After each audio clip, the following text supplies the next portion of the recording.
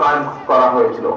সুতরাং আমি বলবো আজকের এই মিছিল অন্ধকার থেকে বেরিয়ে আলোর পথে যাত্রা।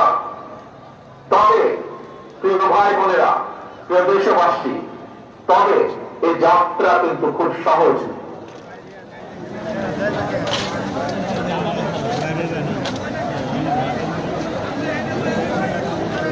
গণতান্ত্রিক আমি জনগণকে, গণতান্ত্রিক আমি বাংলাদেশের প্রতিটি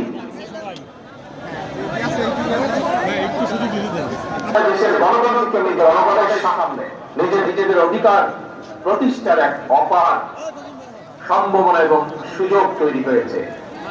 আমরা যদি এই সুযোগকে কাজে লাগিয়ে দেশের জনগণের রাজনৈতিক শক্তি প্রতিষ্ঠা করতে পারি, জনগণের রাজনৈতিক এবং অর্থনৈতিক ক্ষমতা নিশ্চিত করতে পারি, তাহলে ভবিষ্যতে আর কেউ ফ্যাসিবাদ প্রতিষ্ঠা করার সুযোগ পাবে না, দেশকে তাবেদার রাষ্ট্রে পরিণত করতে পারবে না।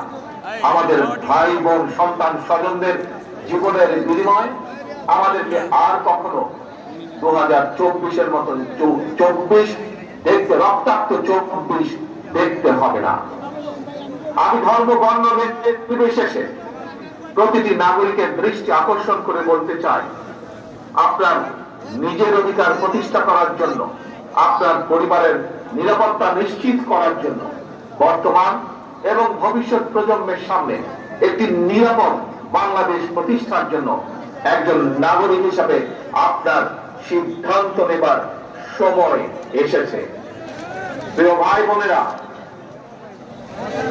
বিএনপির নেতৃত্বে গণতন্ত্রের পথে অভিযাত্রা বিজয় মিছিলের শুরুতে আমি স্বাধীনতা প্রিয়, গণতন্ত্র প্রিয় দেশবাসীর উদ্দেশ্যে আহ্বান জানিয়ে বলতে চাই, যিনি যে রাজনৈতিক দলেরই সদস্য হন না কেন, আমাদের অবশ্যই মনে রাখা দরকার, ফ্যাসিবাদ শাসন আমলে আমরা কেউ নিরাপদ ছিলাম না, আমাদের সন্তানেরা নিরাপদ থাকতে পারেনি। প্রিয় ভাই বোনেরা, প্রিয় দেশবাসী, বিএনপির নেতৃত্বে গণতন্ত্রের অভিযাত্রায় বিজয়ের শুরুতে আমি স্বাধীনতা প্রিয়, গণতন্ত্র প্রিয় দেশবাসীর উদ্দেশ্যে আহ্বান জানিয়ে বলতে চাই, যিনি যেই দলেরই সদস্য, রাজনৈতিক দলেরই সদস্য হন না কেন, আমাদের অবশ্যই সকলের একটি কথা মনে রাখা দরকার, ফ্যাসিবাদ শাসন আমলে আমরা কেউই নিরাপদ ছিলাম না, আমাদের সন্তানেরা কেউ নিরাপদ থাকতে পারেনি, আমাদের ভোটের অধিকার কেড়ে নেওয়া হয়েছিল, আমাদের সকল গণতান্ত্রিক রাজনৈতিক অধিকার কেড়ে নিয়ে গণতান্ত্রিক আমি জনগণের জন্য সমগ্র সারা বাংলাদেশটাকেই বর্বর বন্দিখানা, আয়নাঘর বানিয়ে ফেলা হয়েছিল।